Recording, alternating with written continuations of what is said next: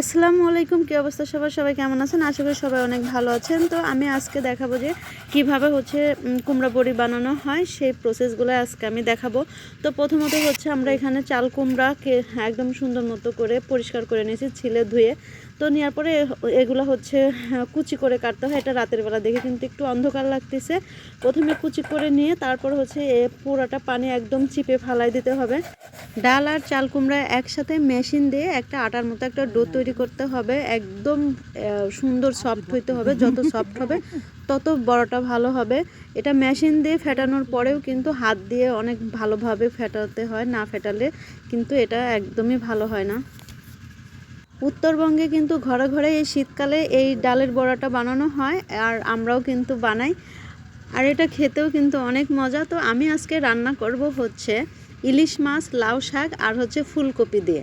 মানে যারা খাইছে তারা কিন্তু জানে, আর অনেকেই কিন্তু এটা খেতে জানে না যে কিভাবে খায়, এটা যে কি সেটা অনেকে নামও জানে না। যেমন আমার শ্বশুরবাড়ির ওদিকের মানুষরা হয়তো বা কেউ জানে, আবার আমি জানি যে আমার শ্বশুরবাড়ির মানুষরা এটা চিনেও না, জানেও না, খাইতেও যায় না। এটা অনেক মজার একটা খাবার, যারা খাইছেন তারা। আমাদের বড়াগুলো কিন্তু আমরাও অনেক মানুষ মিলে দিচ্ছি, কারণ একসাথেই দিচ্ছি যাতে একসাথে শুকায়।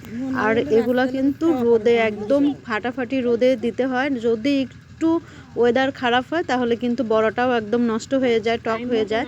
তো আমার এটা দেওয়ার পরে একদিন খুব ভালোভাবে রোদ পাইছে, আর একদিন দুপুরে মানে 12টার দিকে রোদ উঠছে।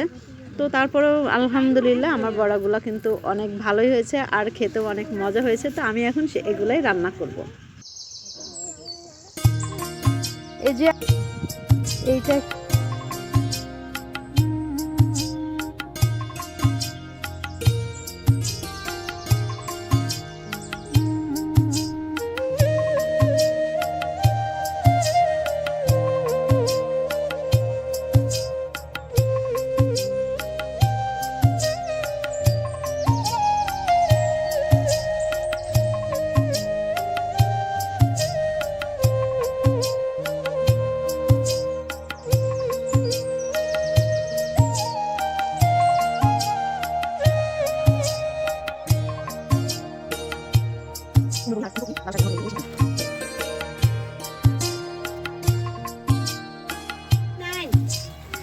তো আমি প্রথমে কড়াইয়ের মধ্যে একটু তেল দিয়ে দিছি। তেল দিয়ে বড়াগুলো ভাজলে একটু শক্ত হবে। আর হাতে বানানোগুলো যদি কোনো কিছু আটা ময়দা না মেশানো হয় তাহলে শক্তই থাকে। আর বাজার থেকে কিনে আনাগুলো কিন্তু আটা ময়দা থাকে, ওগুলো রান্না করার সাথে একদম পানিতে দেওয়ার সাথে কিন্তু গলে যায়। আর যেটা নিজে হাতে বানানো সেগুলো কিন্তু একদমই গলে না।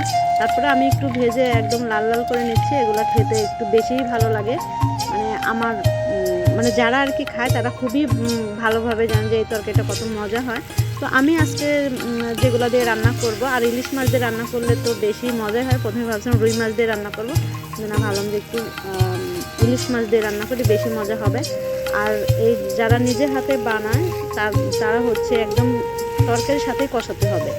যদি অনেকে আছে ঝোলের উপরে দেয়, ঝোলের উপরে বাজারে কেনাগুলো দিলে সেদ্ধ হয়। আর যদি হাতে বানানোগুলা শুধু ঝোলের উপরে দেয় তাহলে কিন্তু সিদ্ধ হয় না।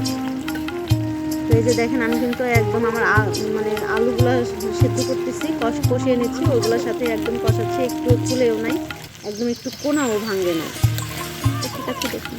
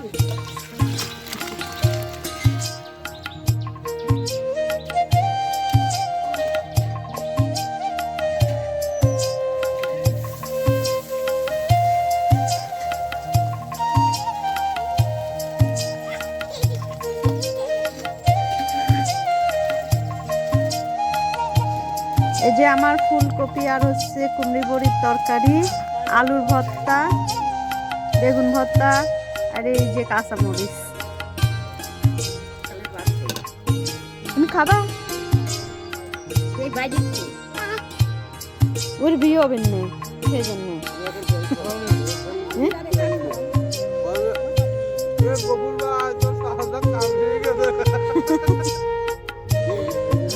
ইলিশ মাছ দিয়ে খাচ্ছে, পেঁয়াজ লাগানি মানুষ সব। বললাম যে এটা বয়লার নিয়ে